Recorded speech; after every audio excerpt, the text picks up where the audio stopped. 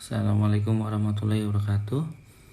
Kami dari kelompok 1 yang beranggotakan Albi Wafa, Atika Okiana, Nadila Andini Putri, Sulam Fikri Muhammad Jafar ingin mempresentasikan hasil kerja kelompok kami yang berjudul Organisasi Sektor Publik.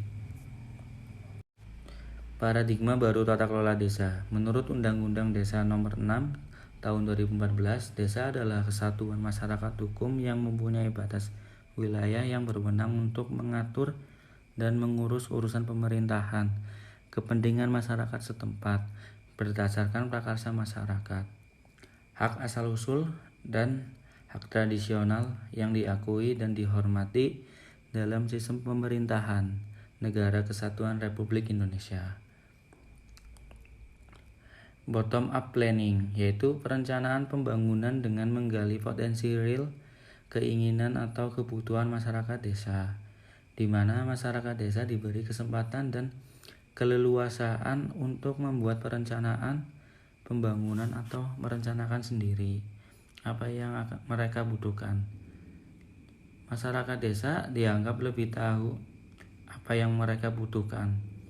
Pemerintah memfasilitasi dan mendorong agar masyarakat desa dapat memberikan partisipasi aktifnya dalam pembangunan desa. Berikutnya ada pengelolaan atau manajemen keuangan desa adalah keseluruhan kegiatan yang meliputi perencanaan penganggaran, penatausahaan, pelaporan, pertanggungjawaban dan pengawasan keuangan desa. Manajemen keuangan desa memberikan manfaat dalam pelaksanaan tugas utama desa, yaitu sebagai berikut. Yang pertama ada mengetahui permasalahan dalam rangka penyediaan layanan publik di desa. Yang kedua ada menyusun rencana dan merumuskan tujuan. Yang ketiga, mengidentifikasi kelemahan, kekuatan, peluang, dan ancaman dalam perencanaan. Yang keempat ada sebagai acuan dalam penetapan anggaran desa. Yang kelima, sebagai alat pengendalian dalam pelaksanaan pembangunan desa. Siklus keuangan desa. Yang pertama ada perencanaan. Siklus perencanaan adalah sistem pengelolaan keuangan di desa yang meliputi perencanaan penerimaan dan pengeluaran desa pada tahun anggaran yang berlaku. Yang kedua ada pelaksanaan. Siklus pelaksanaan adalah pengelolaan dana yang mencakup penerimaan dan pengeluaran dana yang dilaksanakan melalui rekening kas desa. Yang ketiga ada penatausahaan, dilakukan oleh kaur keuangan yang bertugas sebagai melaksana fungsi kebendaraan secara langsung. Terdapat 3 buku pembantu kas umum, antara lain buku pembantu bank, yaitu buku catatan yang berisi penerimaan dan pengeluaran yang berasal dari rekening kas desa. Yang kedua ada buku pembantu pajak, yaitu buku catatan yang berisi penerimaan dan potongan pajak dan pengeluaran setoran pajak. Yang ketiga ada buku pembantu panjar, yaitu buku catatan yang berisi pemberian dan pertanggung uang panjar. Pelaporan. Pada siklus ini, kepala desa menyampaikan terlebih dulu laporan yang telah ia buat, yang mana laporan tersebut dibuat dengan cara menggabungkan semua laporan desa yang ada dengan rentang waktu paling lambat minggu kedua bulan Juli tahun berjalan. Laporan tersebut berisi laporan pelaksana APBD dan realisasi kegiatan di desa pada semester pertama kepada bupati atau wali kota melalui camat. Yang kelima ada pertanggungjawaban, berisi tentang laporan penyelenggaraan pemerintahan desa pada akhir tahun anggaran. Laporan pertanggungjawaban harus disampaikan paling lambat 3 bulan setelah akhir tahun anggaran berkenaan sesuai dengan ketetapan peraturan desa. Organisasi desa. Pemegang kekuasaan pengelolaan keuangan desa. Pasal 3 Permendagri nomor 20 tahun 2018 sebagai berikut. Yang pertama ada kepala desa adalah pemegang kekuasaan pengelolaan keuangan desa PKPKD dan mewakili pemerintahan dalam kepemilikan kekayaan milik desa yang dipisahkan. Yang kedua, kepala desa selaku PKPKD sebagaimana dimaksud pada ayat 1 mempunyai kewenangan, yaitu menetapkan kebijakan tentang pelaksanaan APBD desa, menetapkan kebijakan tentang pengelolaan barang milik desa, melaksanakan tindakan yang mengakibatkan pengeluaran atas beban APB desa, menetapkan PPKD, menyetujui DPA, DPPA, dan DPAL, menyetujui RAK desa, menyetujui SPP. Berikutnya yang ketiga, dalam melaksanakan kekuasaan pengelolaan keuangan desa sebagaimana dimaksud pada ayat 2, kepala desa menguasakan sebagian kekuasaannya kepada perangkat desa selaku PPKD.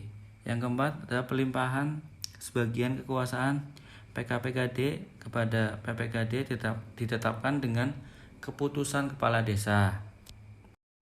Perencanaan pembangunan desa. Perencanaan pembangunan desa sebenarnya sudah menjadi agenda rutin yang harus dilaksanakan oleh pemerintah desa setiap tahunnya yang disusun secara berjangka.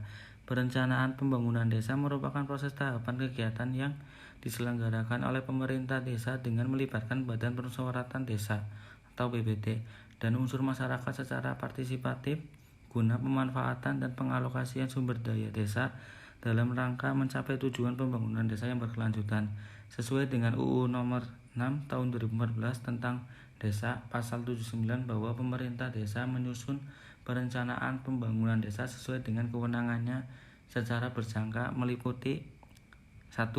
Rencana pembangunan jangka menengah desa RPJM desa untuk jangka waktu 6 tahun. Yang kedua, rencana pembangunan tahunan desa atau yang disebut rencana kerja pemerintahan desa RKP desa merupakan penjabaran dari RPJM desa untuk jangka waktu 1 tahun. Susunan organisasi dan tata kerja pemerintah desa. Yang paling tinggi ada kepala desa, lalu ada sekretariat desa, meliputi sekretaris desa, dan dibagi menjadi 3 bagian. Yang pertama ada kepala urusan tata usaha dan umum, kepala urusan keuangan, kepala urusan perencanaan, dan di bawahnya ada pelaksana teknis. Dibagi menjadi 3 juga, ada kepala seksi pemerintahan, kepala seksi kesejahteraan, dan kepala seksi pelayanan, dan di bawahnya ada pelaksanaan kewilayahan yang meliputi kepala dusun. Berikutnya ada Badan Layanan Umum atau disingkat BLU. BLU sendiri adalah instansi di lingkungan pemerintah yang dibentuk untuk memberikan pelayanan kepada masyarakat berupa penyediaan barang dan atau jasa yang dijual tanpa mengutamakan mencari keuntungan dan dalam melakukan kegiatannya didasarkan pada prinsip efisiensi dan produktivitas. Berikutnya ada tujuan dari BLU. Tujuan BLU itu sendiri adalah untuk meningkatkan pelayanan kepada masyarakat dalam rangka memajukan kesejahteraan umum dan mencerdaskan kehidupan bangsa dengan memberikan fleksibilitas dalam pengelolaan keuangan berdasarkan prinsip ekonomi dan produktivitas dan penerapan praktik bisnis yang sehat. Berikutnya ada asas BLU. Asas BLU adalah di antaranya yang pertama, BLU beroperasi sebagai unit kerja kementerian, negara, lembaga, pemerintah daerah untuk tujuan pemberian layanan umum yang pengelolaannya berdasarkan kewenangan yang didelegasikan oleh instansi induk yang bersangkutan. Berikutnya, BLU tidak terpisah dari kementerian, negara, lembaga, pemerintah, daerah sebagai institusi induk. Yang selanjutnya, BLU menyelenggarakan kegiatannya tanpa mengutamakan pencarian keuntungan. Lalu ada tarif layanan harus mempertimbangkan aspek-aspek dibagi menjadi 4, antara lain kontinuitas dan pengembangan layanan, daya beli masyarakat, asas keadilan dan kepatutan, kompetisi yang sehat. Berikutnya ada karakteristik BLU. Berdasarkan uraian pengertian dan asas BLU di atas, dapat dilihat bahwa ciri-ciri karakteristik dari BLU adalah berkedudukan sebagai instansi di lingkungan pemerintah, menyediakan barang dan atau jasa yang dijual kepada masyarakat, tidak mengutamakan mencari keuntungan, didasarkan pada prinsip efisiensi dan produktivitas, Pejabat pengelola BLU dan pegawai BLU dapat terdiri dari pegawai negeri sipil atau PNS dan atau tenaga profesional non-PNS sesuai dengan kebutuhan BLU. Berikutnya ada syarat-syarat menjadi BLU. Suatu satuan kerja instansi pemerintah dapat diizinkan mengelola keuangan dengan pola pengelolaan keuangan Badan Layanan Umum atau PPK BLU. Apabila memenuhi persyaratan berikut ini, yang pertama, persyaratan substantif. Bidang layanan umum bersifat operasional, menghasilkan semi barang atau jasa publik, serta dalam kegiatannya tidak mengutamakan keuntungan. Instansi pemerintah yang bersangkutan menyelenggarakan layanan umum yang berhubungan dengan A. Penyediaan barang atau jasa layanan umum. Contohnya, pelayanan bidang kesehatan seperti rumah sakit pusat atau daerah, penyelenggaraan pendidikan, serta pelayanan jasa penelitian dan pengujian.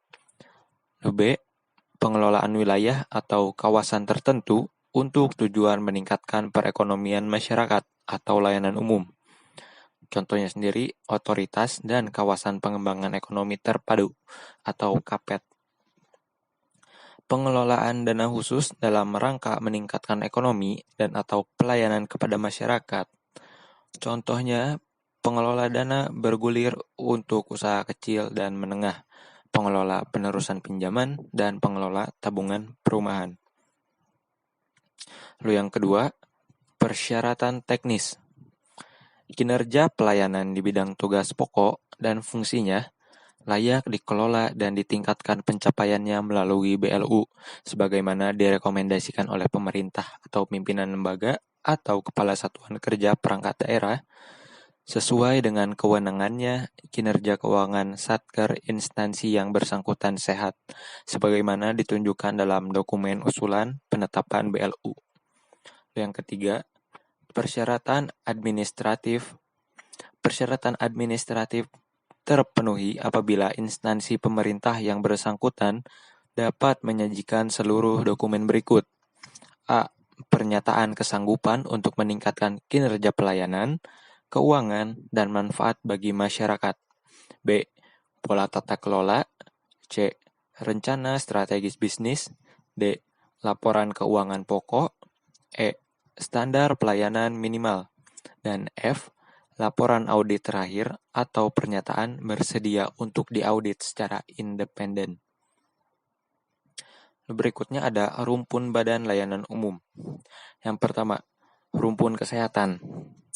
Terdiri dari rumah sakit dan balai kesehatan yang dibina oleh Kemenkes, rumah sakit TNI, dan rumah sakit Polri.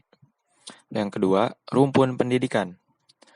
Terdiri dari perguruan tinggi negeri, perguruan tinggi agama Islam negeri, politeknik kesehatan, serta politeknik dan balai pendidikan lainnya. Yang ketiga, rumpun lainnya.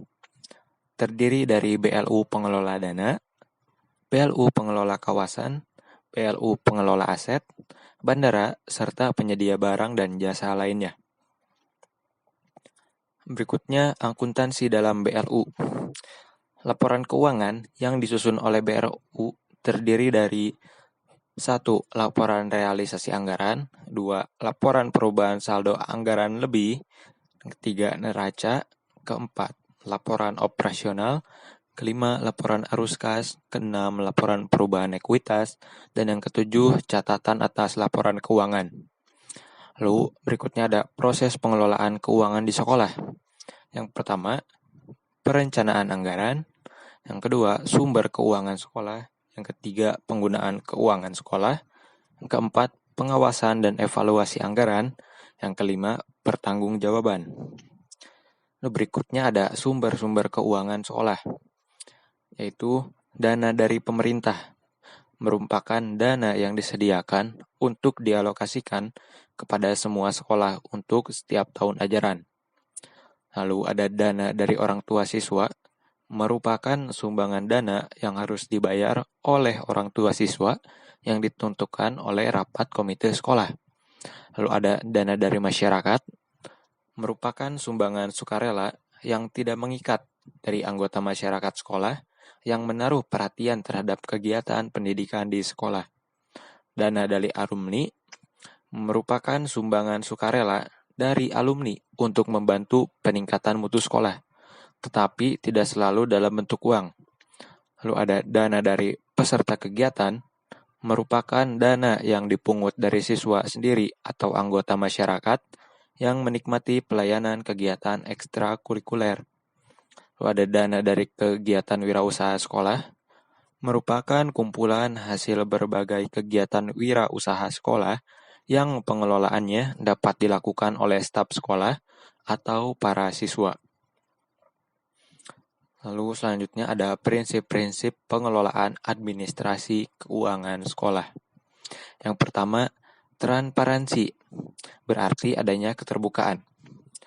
Dalam lembaga pendidikan, bidang pengelolaan keuangan yang transparan berarti terbuka dalam mengelola keuangan lembaga pendidikan, seperti sumber keuangan, jumlahnya rincian penggunaan, dan pertanggungjawaban jelas sehingga memudahkan pihak-pihak yang berkepentingan mengetahuinya. Yang kedua, akuntabilitas merupakan kualitas performa seseorang dalam menyelesaikan tugas untuk mencapai tujuan yang menjadi tanggung jawabnya. Berarti, penggunaan uang sekolah dapat dipertanggungjawabkan sesuai dengan perencanaan yang telah ditetapkan dan peraturan yang berlaku. Lalu yang ketiga, efektivitas berarti pencapaian tujuan yang telah ditetapkan tidak hanya berhenti sampai pencapaian tujuan, tetapi akan dikaitkan dengan pencapaian visi lembaga. Lalu yang keempat, efisiensi merupakan perbandingan yang terbaik antara masukan atau input dan keluaran atau output antara daya dan hasil. Sekian presentasi dari kelompok kami. Mohon maaf bila ada salah kata. Wabillahi taufiq wal hidayah. Wassalamualaikum warahmatullahi wabarakatuh.